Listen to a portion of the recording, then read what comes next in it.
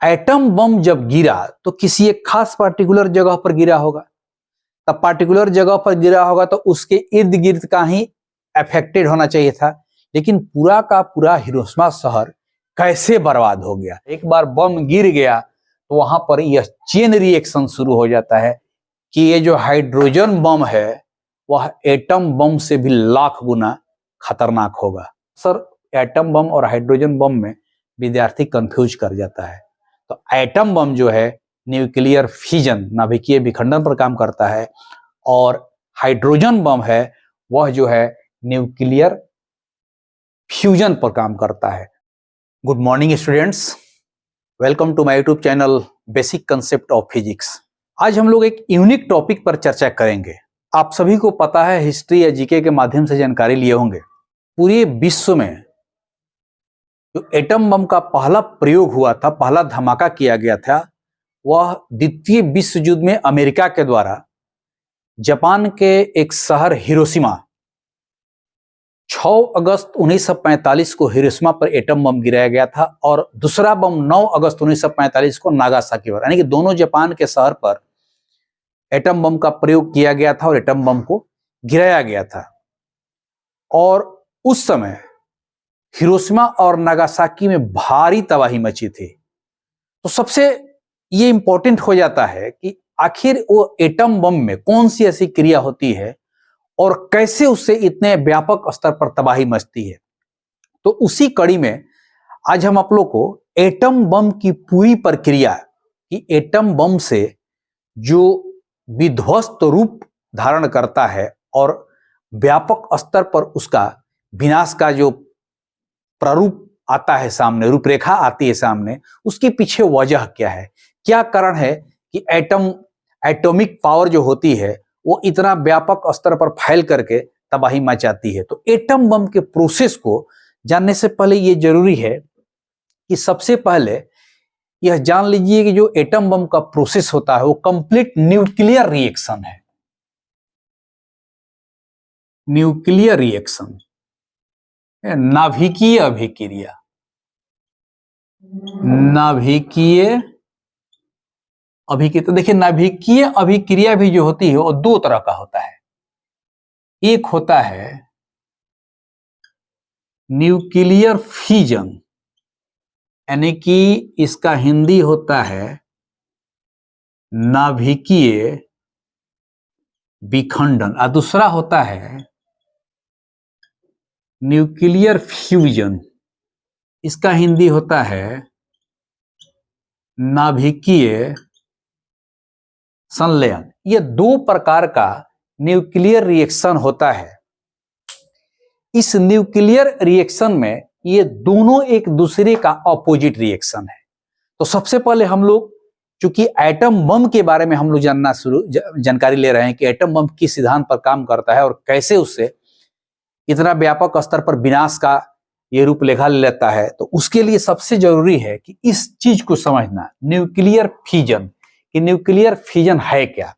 तो देखिए nuclear fission क्या है कि अगर हमारे पास कोई हेवी न्यूक्लियस है, मान लीजिए कि एक न्यूक्लियस जिसका नाम दे दिए ए।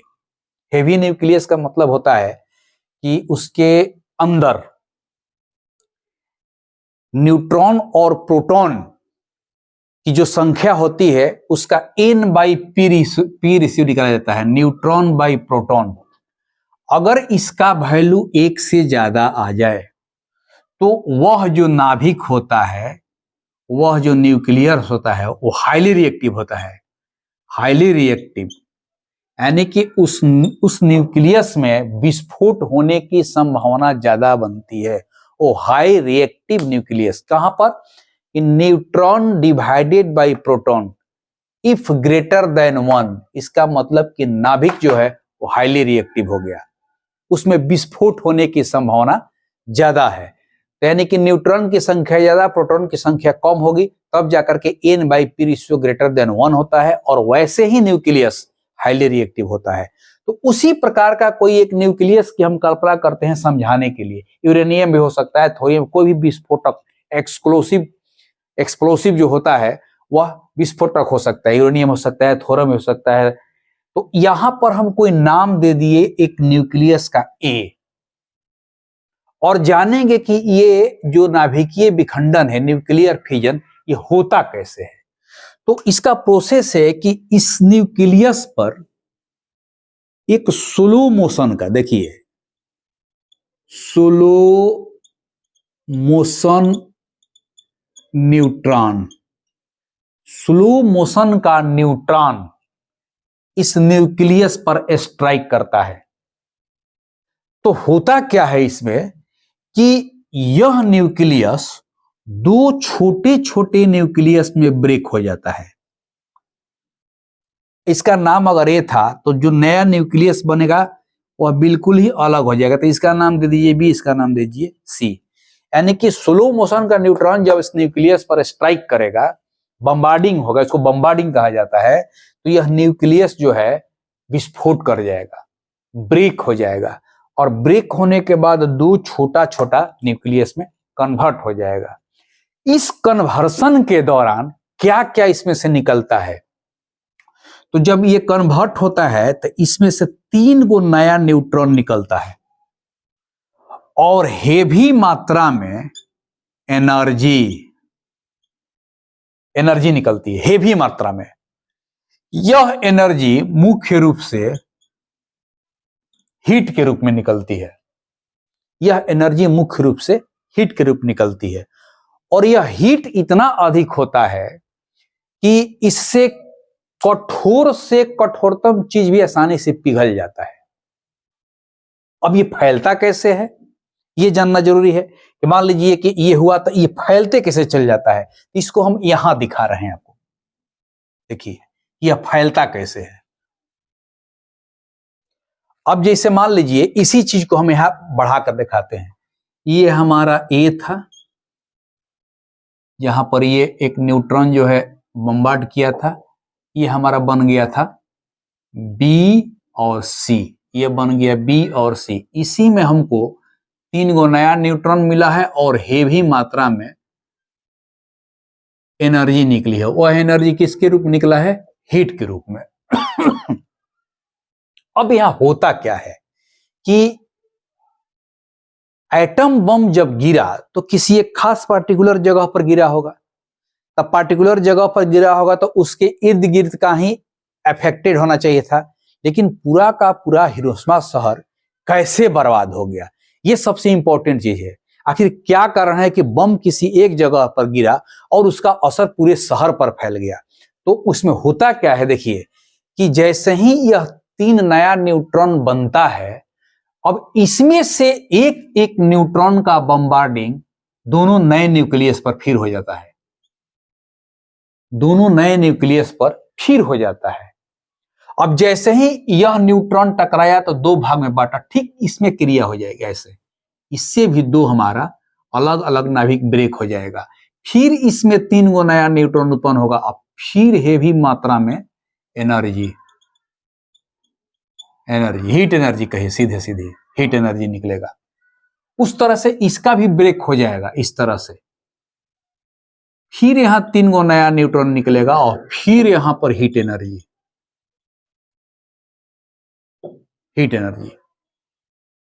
अब यहां देखिए, अब फिर जब यह जो छोटे छोटे न्यूक्लियस में ब्रेक हुआ, इस दौरान भी हेवी मात्रा में एनर्जी निकला। अब यहां पर फिर यह न्यूट्रॉन इस पर ब्रेक बम्बार्ड होगा, फिर यहां बम्बार्डिंग होगा, इस पर फिर बम्बार्डिंग होगा। देखिए फिर ये टूटेगा, फिर ये टूटेगा, फिर ये टूटेगा, फिर ये टूटेगा, और हेवी मात्रा में हीट, हेवी मात्रा में हीट, हेवी मात्रा में हीट, ये सब टूटते जाएगा और बनते जाएगा। यह कब तक टूटता रहेगा? अब देखिए हर एक एक्सप्लोशन में ये हीट एनर्जी निकल रही है।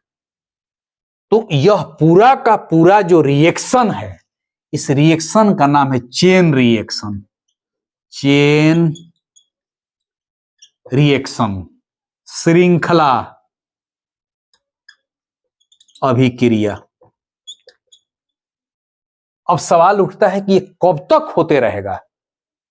वह डिपेंड करेगा कि जो हमने एक्सप्लोसिव लिया है वह कितना लिया है, उस एक्सप्लोसिव की मात्रा कितना है, उसमें उसमें कितने एटम हैं, हर एक एटम का एक न्यूक्लियस होगा, और वह जब बम्बार्डिंग होता है हर एक न्यूट्रॉन का अपने न्यूक्लियस पर, तो 2 नया न्यूक्लियस फॉर्म होता है, उसमें 3 नया न्यूट्रॉन निकलता है और हेवी मात्रा में हीट एनर्जी निकलती है।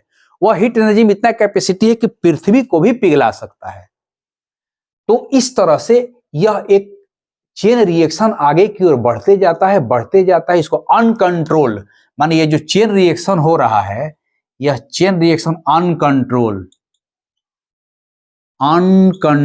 अनियंत्रित, अब इसका कोई नियंत्रण नहीं है। जब एक बार विस्फोट हो गया, एक बार बम गिर गया, तो वहां पर यह चेन रिएक्शन शुरू हो जाता है न्यूक्लियर फिजन के दौरान।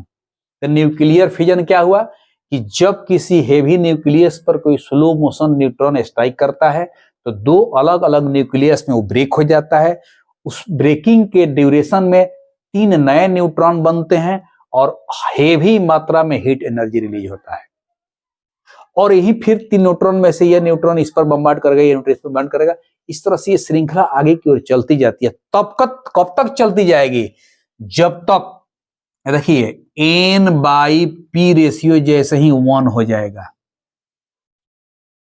न्यूक्लियस बैलेंस हो जाएगा, न्यूक्लियस इनरिएक्टिव हो जाएगा। N/P रेशियो इक्वल टू 1, यानी कि न्यूट्रॉन और प्रोटॉन की संख्या जैसे ही बराबर हो जाएगी, वह रेशियो 1 हो गया, और उस कंडीशन में जा करके वहां पर वह ब्रेक करेगा।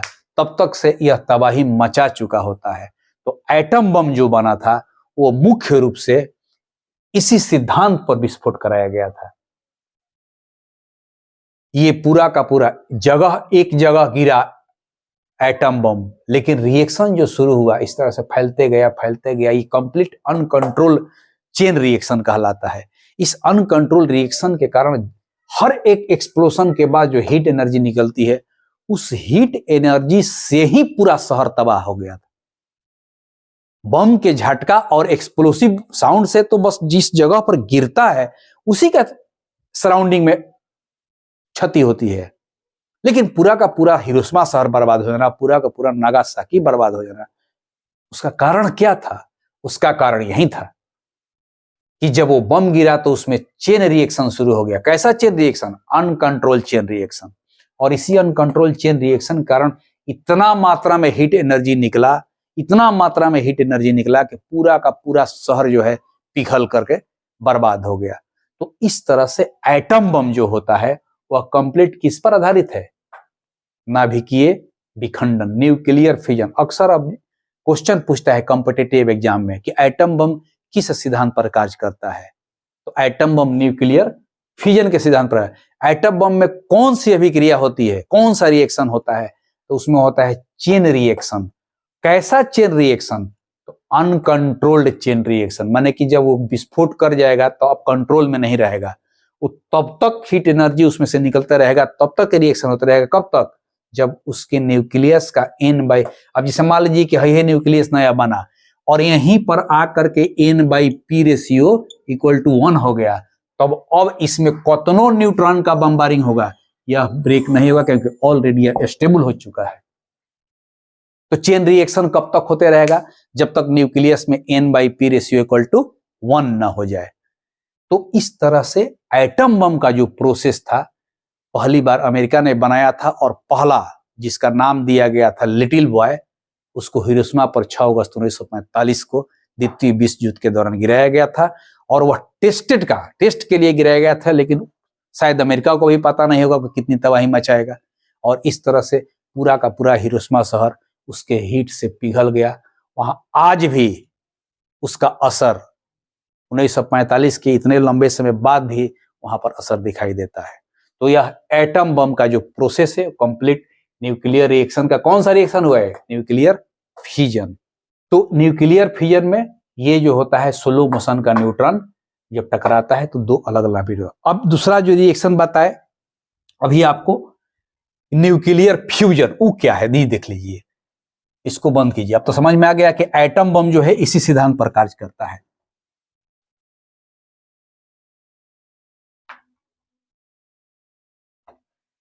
अब दूसरा था न्यूक्लियर फ्यूजन, इसका हिंदी में होता है नाभिकीय संलयन। यह ठीक उल्टा प्रक्रिया है। जो न्यूक्लियर फ्यूजन था उसमें था कि एक बड़ा जो न्यूक्लियस है वह छोटे छोटे न्यूक्लियस, इसमें क्या होता है कि छोटा छोटा न्यूक्लियस एक साथ मिल करके एक बड़ा न्यूक्लियस का निर्माण करता है, और इस दौरान इसमें हेवी मात्रा में हीट एनर्जी निकलती है। यानी कि अब इसमें तब कैसे होता है, तो इसमें जो है, इसमें क्या होता है, तो फास्ट मोशन प्रोटॉन, इसमें जो बम्बार्डिंग होता है दोनों में, वह फास्ट मोशन का प्रोटॉन आता है। तो दो छोटा छोटा, मान लीजिए कि हमारा छोटा छोटा ए और बी दो न्यूक्लियस था, बन गया सी। तो अब इस दौरान जब ये सी बना, इस सी के दौरान ही हेवी मात्रा में हीट एनर्जी निकलती है। और ध्यान दीजिए कि यह जो हीट एनर्जी निकलती है वह फ्यूजन के हीट एनर्जी से लाख गुना ज्यादा होता है। मतलब ये और खतरनाक है कि न्यूक्लियर फ्यूजन यानी कि नाभिकीय विखंडन के दौरान एक विखंडन से जितनी हीट एनर्जी निकलती है उसे कई लाख गुना ज्यादा यह न्यूक्लियर फ्यूजन से निकलता है। और दोनों जस्ट ऑपोजिट है। उसमें स्लो मोशन का न्यूट्रॉन काम करता था एक्टिव करने के लिए, इसमें फास्ट मोशन का प्रोटॉन काम करता है। अब एग्जाम्पल, बेस्ट एग्जाम्पल देखिए कि सूर्य से जो हम लोग को हीट एनर्जी मिलता है, लाइट या हीट एनर्जी जो निकल रहा है, वो कैसे निकलता है। तो सूर्य जो है पूरा का पूरा, आप जानते हैं कि वह क्या है, हाइड्रोजन का गोला है। यह हाइड्रोजन का गोला है, पूरा का पूरा हाइड्रोजन का गोला है सूर्य। तो उस दौरान होता क्या है उसमें कि दो हाइड्रोजन एक साथ मिलता है। हाइड्रोजन क्या होता है, atomic number 1 mass number 1, atomic number 1 mass number 1। जब ये मिलता है तो हीलियम का निर्माण होता है। अब प्लस हीट एंड लाइट। अब हम लोग के पास जो हीट एंड लाइट सन का आता है वह इसी प्रोसेस के द्वारा आता है, न्यूक्लियर फ्यूजन के द्वारा। यानी कि छोटा छोटा दो न्यूक्लियस हाइड्रोजन का एक साथ मिल गया तो एक हीलियम का निर्माण कर दिया, और इसी हीलियम के फॉर्मेशन की ड्यूरेशन में हेवी मात्रा में क्या निकला, हीट एंड लाइट। तो सन से जो लाइट हम लोग के पास आता है, सन से जो हीट आता है, वह किस प्रोसेस के द्वारा आता है, न्यूक्लियर फ्यूजन के द्वारा आता है। यह भी कई एक बार कंपटीशन में पूछ चुका है कि सन से जो एनर्जी मिलती है उसमें कौन सा न्यूक्लियर रिएक्शन होता है, इसमें होगा न्यूक्लियर फ्यूजन। क्या होता है उसमें, तो दो हाइड्रोजन के मॉलिक्यूल एक साथ मिल करके एक हीलियम बनते हैं, और इसी फॉर्मेशन में हेवी मात्रा में हीट एंड लाइट का प्रोडक्शन होता है जो हमारे पृथ्वी तक को पहुंच पाता है। तो चूंकि वो सन बहुत दूर है, वहां पर बहुत हेवी मात्रा में हीट निकलता है, यहाँ पहुंचते पहुंचते उसका वैल्यू जो है कम हो जाता है, क्योंकि एटमॉस्फेयर में बहुत सारा लेयर है जो मैक्सिमम हीट को ऑब्जर्व कर लेता है। तो यहां पर अब इस पर आधारित भी एक एक्सप्लोसिव बना है, नाम सुने होंगे आप लोग, हाइड्रोजन बम। Hydrogen bomb. अब आप जान लीजिए, अभी हम बताए कि न्यूक्लियर फ्यूजन से लाख गुना ज्यादा एनर्जी निकलता है न्यूक्लियर फ्यूजन में। तो अब आप समझ जाइए कि ये जो हाइड्रोजन बम है वह एटम बम से भी लाख गुना खतरनाक होगा। तो हाइड्रोजन बम का प्रयोग अभी कहीं किया नहीं गया है, लेकिन इस सिस्टम से, इस थ्योरी के साथ इसका कॉन्सेप्ट क्लियर है। तो यह भी कभी कभी पूछता है कि हाइड्रोजन बम किस सिद्धांत पर कार्य करता है, तो न्यूक्लियर फ्यूजन, नाभिकीय संलयन। अक्सर एटम बम और हाइड्रोजन बम में विद्यार्थी कंफ्यूज कर जाता है। तो एटम बम जो है न्यूक्लियर फ्यूजन, नाभिकीय विखंडन पर काम करता है, और हाइड्रोजन बम है वह जो है न्यूक्लियर फ्यूजन पर काम करता है। दोनों जस्ट एक दूसरे का अपोजिट है। फ्यूजन में क्या है कि हेवी न्यूक्लियस है, वह दो छोटे छोटे न्यूक्लियस में जब टूटता है तो उसी दौरान हीट एनर्जी और लाइट एनर्जी निकलती है। और फ्यूजन में क्या है ठीक उल्टा, दो छोटा छोटा न्यूक्लियस एक साथ मिलकर एक बड़ा न्यूक्लियस बनता है, तो उसके ड्यूरेशन में जो एनर्जी निकलती है वह एनर्जी हीट और लाइट के रूप निकलती है, जो फ्यूजन से लाख गुना ज्यादा ये स्ट्रांग होता है। तो इस तरह से मुख्य रूप से ये जो टॉपिक है न्यूक्लियर रिएक्शन, उसमें दो रिएक्शन आपका पढ़ना है और व्यापक स्तर पर एटम बम और हाइड्रोजन बम का जो कंसेप्ट है वो इसी पर आधारित है। तो आज आपको एक हम स्पेशल टॉपिक की जानकारी दे दिए, जिससे अधिकांश ऑब्जेक्टिव क्वेश्चन विभिन्न कॉम्पिटिटिव एग्जामों में आ रहे हैं। उसमें अक्सर स्टूडेंट कंफ्यूज कर जाते हैं कि हाइड्रोजन बम किस पर काम करता है, एटम बम किस पर काम करता है। इसलिए इस पर दोनों का दोनों स्ट्रक्चर बना करके आपको दिखा दिए कि हाइड्रोजन बम कैसे काम करता है और एटम बम कैसे काम करता है, वह इतना खतरनाक कैसे होता है, इतने लंबे इलाके को कैसे वो तबाह कर देता है, कैसे वो फैलता है, ये आपको यहाँ पर क्लियर रिएक्शन से हो गया। हाँ, अगर ये टॉपिक आपको अच्छा लगा और अब तक चैनल को सब्सक्राइब नहीं किया तो चैनल को सब्सक्राइब कीजिए, लाइक कीजिए और अधिक से अधिक लोगों में शेयर कीजिए। नमस्कार।